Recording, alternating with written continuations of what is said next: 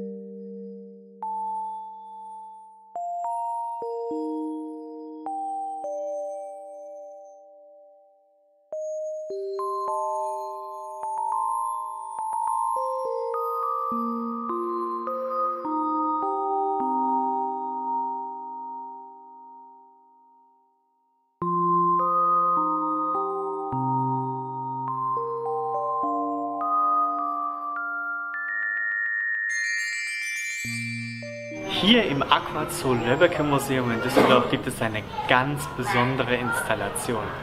Nämlich hinter mir sehen wir einen Perlhuhn-Kugelfisch zusammen mit 4 verschiedenen Drückerfischarten.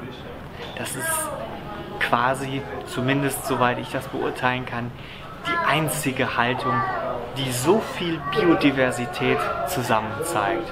Denn die Drückerfische sind eine sehr spannende und häufig unterrepräsentierte Familie. Und so ist es schön, mal in einem Aquarium sich wirklich verschiedene Arten nebeneinander zusammen anzuschauen.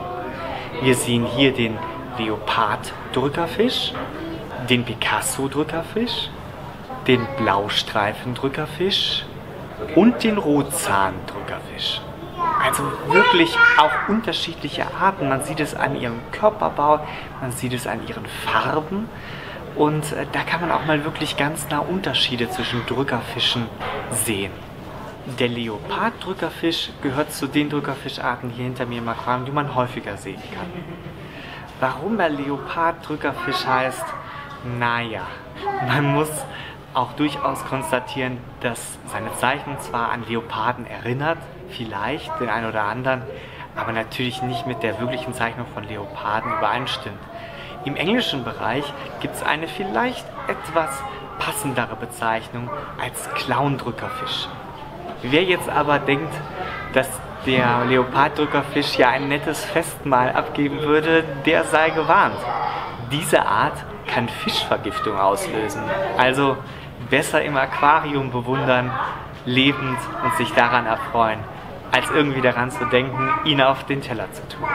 Der Picasso-Drückerfisch ist natürlich besonders wegen seiner Zeichnung ein sehr beliebter Drückerfisch, auch in der Aquaristik.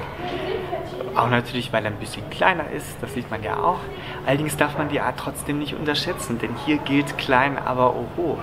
Wegen seiner Aggressivität ist er nicht unbedingt für den Aquaristen-Anfänger geeignet. Da müssen schon Profis ran.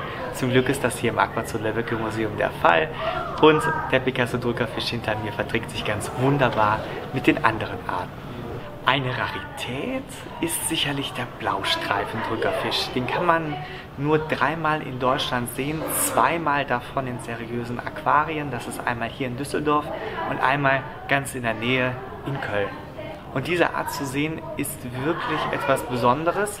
Übrigens, hier ist es besonders schön, weil nämlich Taucher freuen sich nicht unbedingt über Blaustreifen-Drückerfische, weil sie da als etwas bissiger verschrien sind. Hier aber kann man in die Welt der Drückerfische abtauchen, bleibt trocken und muss gar keinen Biss von den durchaus scharfen Zähnen des Blaustreifen-Drückerfischs fürchten. Der Rotzahn-Drückerfisch gilt als der friedlichste Drückerfisch.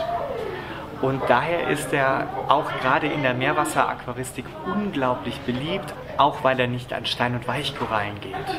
Und man sieht es auch hier hinter mir, in wunderschön gestalteten Meerwasseraquarien unglaublich gut gedeiht. Auch mit anderen Arten. Bevor man den Drückermechanismus kannte, der den Tieren ihren Namen gab, hat man sie Hornfische genannt, weil, und das sieht man auch im Video, sie können so ein kleines Horn aufstellen. Und das hat ihnen davor den Namen gegeben. Dieser Drückermechanismus ist übrigens nicht nur bei den Drückerfischen zu finden, sondern auch bei den Pfeilenfischen. Ebenfalls neben den Drückerfischen im Becken ist bekanntlich der Perlhuhnkugelfisch, den es auch nur 4-mal in Deutschland zu sehen gibt und auch sicherlich nirgendwo anders in so einer besonderen Installation. Das ist schon sehr besonders, aber man mag sich jetzt fragen, warum heißt der denn Perlhuhnkugelfisch? Das macht ja eigentlich keinen Sinn, weil man ein Perlhuhn ja optisch durchaus anders kennt. Das liegt daran, dass der Perlhuhnkugelfisch bestimmte Farbvarianten hat. Und einmal, da sieht er eben aus wie ein Perlhuhn und einmal, da sieht er irgendwie aus wie eine schwarz gefleckte Sonne, die so durch das Aquarium schwimmt und deshalb auch durchaus bei vielen Besuchern für gute Laune sorgt. Dieses Becken mit all den Arten zeigt sehr, sehr deutlich: Zoos und Aquarien sind Botschaften der Biodiversität. 4 Arten von Drückerfischen, dazu der Kugelfisch, sowas zusammen zu sehen, zusammen zu erleben, Unterschiede zu erkennen und so weiter und so fort. Das ist schon unglaublich wertvoll, eine echte Erfahrung, die man jetzt in der Natur wohl kaum bekommen könnte. Und das macht eben auch das Aquarienerlebnis so wertvoll, das Erleben von Biodiversität. Und natürlich auch zeigt das, wie sinnvoll es manchmal ist, nicht nur Arten zu halten, die nur bedroht sind, sondern auch nicht bedrohte Arten herzunehmen, um zu zeigen, wie divers die Natur ist. Denn man muss auch immer denken, wir kennen lange noch nicht alle Arten. Und eine Begeisterung für Biodiversität zu vermitteln, sie wach zu rütteln, die ist auch enorm wichtig, um Motivation dafür zu erzeugen, sich für den Erhalt der Meere einzusetzen.